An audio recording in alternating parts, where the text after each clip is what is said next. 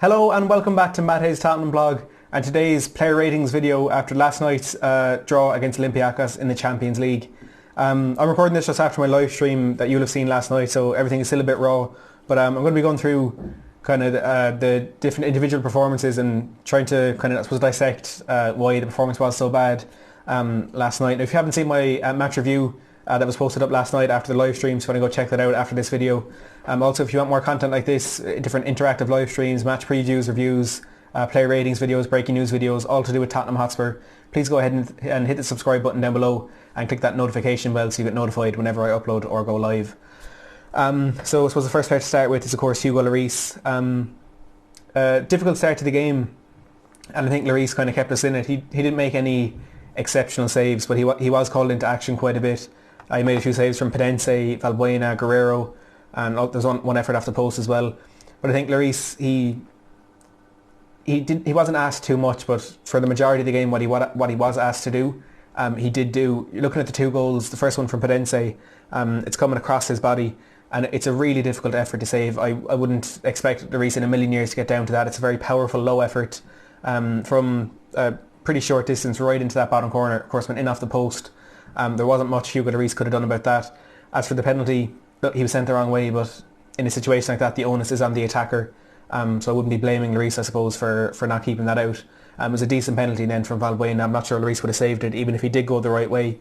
So there's not too much that you can say Lloris could have done more or could have done less, I suppose. He wasn't overly exerted in any saves. He didn't make any exceptional actions to keep us in the game, and he didn't make any mistakes. So a pretty average performance from him. I thought his distribution, it was a bit better than what it usually was. I think this thing now of the players being allowed into the box for passing it out from the back, I think benefits him because he does often make those risky passes from the short goal kicks. But I think now when there's players a lot closer to him, it's a lot easier to play it out from there. So I think his distribution does look a bit better this season. He wasn't asked to do too much coming off his line. There was one cross towards the end which led to a bit of flurry of action from Olympiacos in added time, which he completely misjudged. He fluffed it. It was lucky Ben Davis was there covering to put it behind for a corner, but that was the only kind of iffy moment from him. So I'm going to give Hugo Lloris a 7. Not too much effect in the game, but he did make some good saves. So I'm going to give him a 7. Moving on to right back, Davinson Sanchez. He certainly wasn't the player I was expecting to see in right back last night. I suppose initially I was thinking it would be Serge Aurier after that really good performance against Crystal Palace on Saturday, but then he wasn't included in the squad. He didn't travel. Juan Foyt's still injured. Kyle Walker-Peters did make the trip. He was on the bench for the game. When the squad that travelled was announced, I was expecting Kyle Walker-Peters to be the player in there. Now I know he hasn't played in a couple of weeks because of that injury he picked up in the game against Newcastle, but he's a right back. Davinson Sanchez isn't. So I think that's where you could kind of expect Kyle Walker-Peters to start over him. But it was Sanchez who played. Defensively solid. It's what we've come to expect from him, with the exception of a few games this season. Let's be honest, he has had a disappointing start. But I think when he played in this right back position against Arsenal, he was pretty decent. Defensively, he dealt with the attacking threat that Arsenal do have pretty well. But in this game, his lack of attacking capabilities was really, really exposed. There was a lot of times when you could see he had a lot of space down that right-hand side, and he seemed a bit reluctant to push on almost onto the last man, which is what you'd expect from Aurier, Kyle Walker-Peters, and last season Kieran Trippier. He was very reluctant to move into those more advanced positions, which kind of slowed down our attacks a bit. We were very narrow for a lot of that game, and his lack of attacking awareness did play a part in that. And even when he did get the ball, his crossing was poor. Even a few times he tried to pass it into Lucas Moura, Tongi and Dembele, and it was just poor. So defensively solid. I think he showed that with dealing with Matthew Valbuena and Pedence. A lot of Valbuena's I suppose success in that first half did come from cutting inside and moving into the likes of one of the holding midfielders or going on to Alderweireld or Vertonghen. And when Pedence made that move out into the left after Rajcevic came on for Valbuena, Sanchez dealt with him perfectly, and Pedence was the biggest threat for Olympiacos, and I think Sanchez did pretty well, but going forward he was quite poor. So I'm going to give him a 6 because it was a very unbalanced performance, defensively sound, but in the attacking situation he just showed exactly why he isn't the long-term right-back option. Now going into the centre-back, I'll start with Toby Alderweireld. He was playing on the right. He didn't really have much to do when that first 20 minutes. Olympiacos were really piling the pressure on, mainly on counter-attacks, I suppose. But Alderweireld, he didn't do too much in the way of stopping them. These diagonal passes that we know he is capable of making. He did so well against Crystal Palace on Saturday. They weren't there. He wasn't the commanding player that was at the back, and his chemistry with Vertonghen wasn't quite on point last night. There seemed to be a bit of a disconnect there. It wasn't helped that when the majority of the time when Olympiacos did get forward, it wasn't a counter-attacking situation where you had two really pacey players in Valbuena and Pedence with Guerrero in the middle, and it was sometimes 3-on-2, 3-on-3, and it was quite difficult one for Alderweireld and Vertonghen to deal with. But they both have very, very similar performances, but Vertonghen, of course, giving away that penalty is a massive black mark on his report. So I'm going to give Toby Alderweireld a 6, and I suppose Jan Vertonghen a 5, because again a very similar situation, as I said. Didn't do too much in the way of keeping Olympiacos at bay in the first 20-25 minutes. That was mainly Lloris and a bit of poor finishing from Olympiacos as well. But Vertonghen to give away that penalty, it was a really sloppy challenge to make, a very naive tackle, and it's not what you'd expect from a player of his experience and quality. I mean, when that ball comes into, I think it was Valbuena who won the penalty, when he's standing at the edge of the box, just inside the box, back to goal, and he's looking for options left and right, and then for Vertonghen to try and stick his foot in around him and get the touch. And I think Valbuena seemed to be expecting, because he kind of poked the ball away, and then Vertonghen just scraped down the back of his ankle, and it left the referee with absolutely no choice whatsoever. He had to point to the spot, and of course it went to VAR, and they approved the referee's decision, and that was the goal that cost us in the end. That was the goal that got Olympiacos the point. So for Vertonghen a 5. Now got out into left back Ben Davies. He struggled a lot dealing with Pedence, which is why, as I said last night, I do think Danny Rose would have been a better option in hindsight to be starting in that left back position, but of course he didn't travel with the squad. I'm not quite sure why. That's a whole different conversation to have. But Davies really struggled with Pedence. That first goal that Olympiacos scored got him back into the game just before half time. When Pedence played that ball into the middle of the park, you know from the style of player that he is, and I'm sure he's someone Tottenham really researched before that game, because he's their biggest attacking threat, maybe on a par with Matthew Valbuena.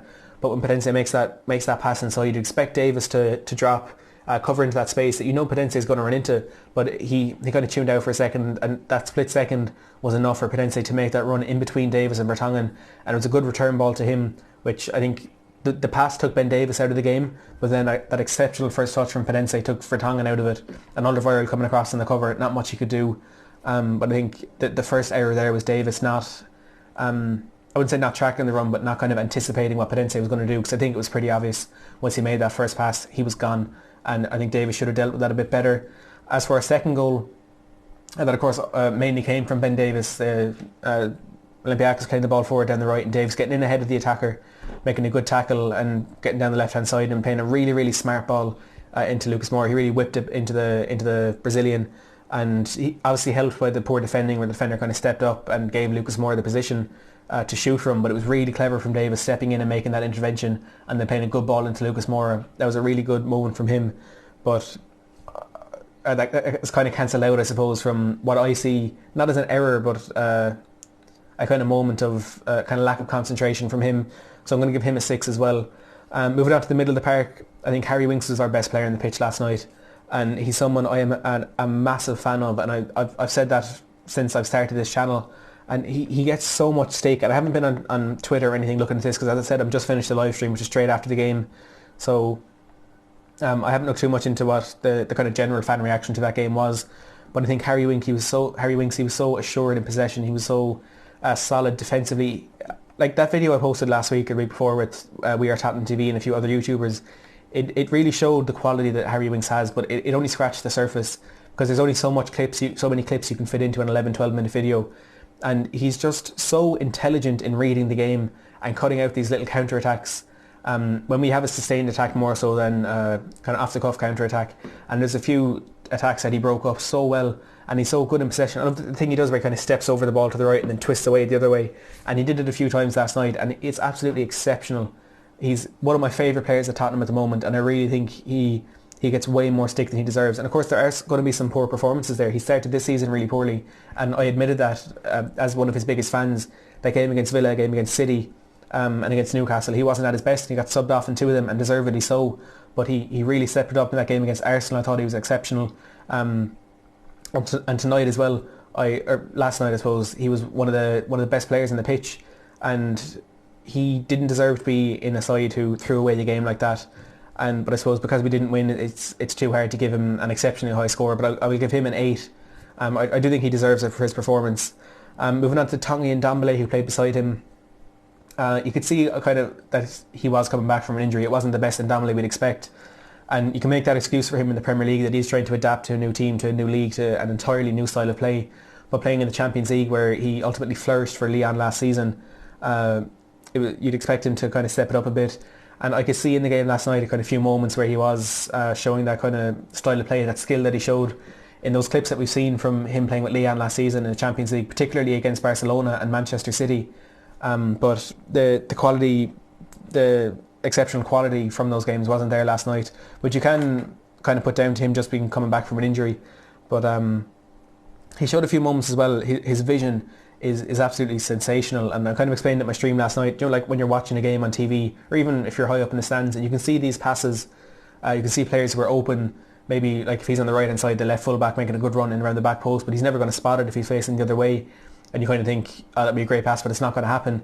There were a few of those moments last night when Dembele actually managed to see that pass and he managed to pull it off. And he's in a sensational vision, and his passing is amazing. He had a few shots as well which were decent, but didn't test Jose Sa too much. But it ultimately wasn't the greatest game from him. Defensively, he was sound, but he wasn't overly impressive. And there's a few moments he kind of lost his concentration and lost possession. So I'm going to give him a 6. Now, moving into the 3 behind the striker is probably where we drew the game last night. Not lost it, but it's where we really suffered. I'll start with Lucas Moura, who was without a shadow of a doubt the best of the 3, and it wasn't even his best game. The goal he scored was absolutely sensational. As I've said, that defender stepping out did open up the space for him a lot, which allowed him to have that chance. But it was a great first touch out into his right foot, and a superb finish into the top corner past the keeper. Never going to be saving that. It was a really, really good finish, and at the time it seemed to wrap up the game for us. It gave us a bit of breathing room, and it should have been enough for us to go on and win that game, but there's not much he can do about the defensive issues at the back.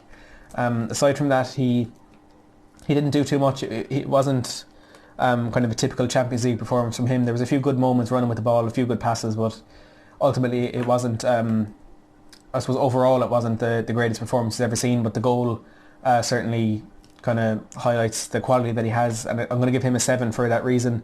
Now, Christian Eriksen, possibly one of the worst performances I've seen from him in a Tottenham jersey. And look, bad performances happen, but with him it seems to be a regular thing, and you expect after that performance against Crystal Palace on Saturday that he would be able to push on from that and show the quality that he does have. But his passing last night was absolutely dreadful, and it wasn't even the kind of fancy balls over the top or the crossfield passes that he was getting wrong. It was the short, simple passes that he just could not seem to do, and very confusing to see a player of his quality not being able to make those simple passes. And his stats, I haven't looked into them too much, but I know his passing accuracy was about 70%, which is absolutely dreadful for a player playing in that position. And you know, I mentioned my stream last night again. Check that out if you haven't seen it already. He had that moment in the last minute of the game after Olympiacos' spell of pressure, when we had that chance to break in the last minute, and Son made a brilliant run down the left hand side. Of course, we're still in our own half, and it was a pass that Christian Eriksen has made 100 times in his career before, and he's going to make it 100 times again. But it was just a simple ball over the top to put Son in on goal. I think it was Kane was there as well, or it might have been Lamela, and it could have been 2 in the goalkeeper. Even if it was just Son, we know he has the ability to finish that kind of chance. And Eriksen tried to play the ball along the ground in between 2 defenders, and it was easily cut out. And that was a moment that really got to me, that really frustrated me, because that was a moment where, regardless of how poor he was in the game, if he'd picked out that pass, it would have been the goal to win the game for us, and the performance wouldn't have been forgotten. It would still needed to have been addressed, but it wouldn't have been as much of a talking point, and we wouldn't be able to sit here criticising him because he would have had the game defining moment. But he couldn't do it, and I mean, I'd be struggling to give him anything higher than a 3 or a 4, because he was absolutely dreadful. Really, really poor, and worrying for the season ahead. If he doesn't get tied down to a new contract, is this what we're going to have to expect from him until we let him go for free? It's not exactly encouraging. Dele Alli wasn't much better. Coming back from an injury, you can not excuse but kind of reason that with that a little bit more. He looked, when he was running, you were kind of waiting for him to pull up with another hamstring injury. He seems very cautious, and so it's in the back of his mind every time he moves that his hamstring is so vulnerable, and he has suffered so many injuries. He was very slow. He was not running with any freedom, with any pace, with any kind of urgency. It was a really lacklustre performance from him.